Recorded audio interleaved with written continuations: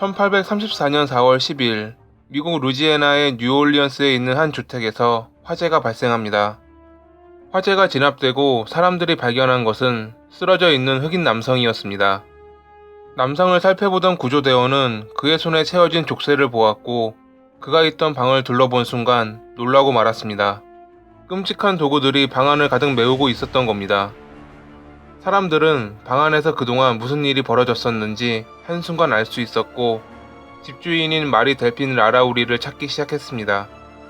하지만 그녀의 흔적은 어디에도 나타나지 않았죠.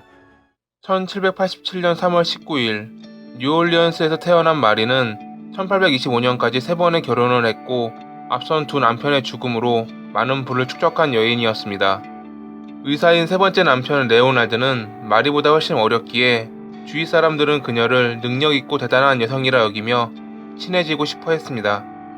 1832년에 마리는 노예 숙소가 붙어있는 2층짜리 저택을 지었고 이곳은 그녀와 친해지고 싶어하던 많은 사람들을 초대하는 장소로 쓰이게 됩니다.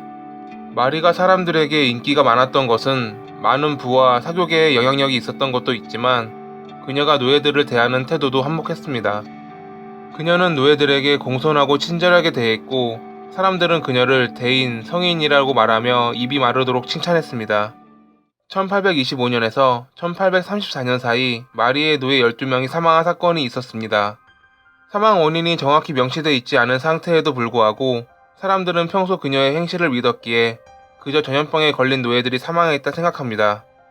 그러던 중 마리의 저택 부엌에서 화재가 발생하면서 그녀의 가면이 벗겨졌고 사람들은 진실을 알게 되면서 경악했습니다. 살아남은 사람들의 증언은 더욱 무서웠습니다. 실수한 사람은 곧바로 높은 방으로 보내졌고 다시는 돌아오지 않았다.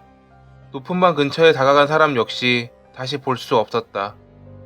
그들이 지목한 높은 방은 화재 당시 구조대원이 발견한 그 방이었고 그곳에서 여러가지 도구와 7구의 시신이 추가로 발견됩니다. 모든 사실을 알게 된 사람들은 마리의 또 다른 거주지로 쳐들어가 모든 것을 파괴하고 그녀를 찾았으나 어디에도 마리의 흔적은 나타나지 않았습니다. 그도 그럴 것이 이미 그녀는 화재 당시 자신의 모든 치부가 들킬 것을 염려해 프랑스로 가족들을 데리고 도망갔기에 사람들은 그녀를 찾을 수 없었던 겁니다. 마리가 멧돼지 사냥 사고로 사망했다라는 이야기도 떠돌았지만 근거 없는 이야기에 불과했고 프랑스로 도망간 그녀는 그곳에서 별탈 없이 잘 살다가 1849년 62세의 나이로 사망했다 합니다.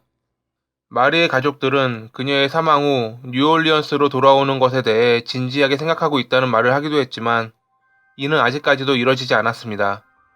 시민들에게 파괴된 뉴올리언스에 있던 그녀의 집은 건물이 새로 지어졌고 공립고등학교, 음악원, 아파트, 가구점 등으로 바뀌다 1970년대 리모델링 되면서 오늘날까지 남아 있습니다. 세인트 프란시스빌 실험에 나오는 흉가는 마리의 집을 모티브로 삼고 있으며 약간의 내용을 각색해 상영된 이 영화는 유독 뉴올리언스에서 많은 인기를 얻었다 합니다.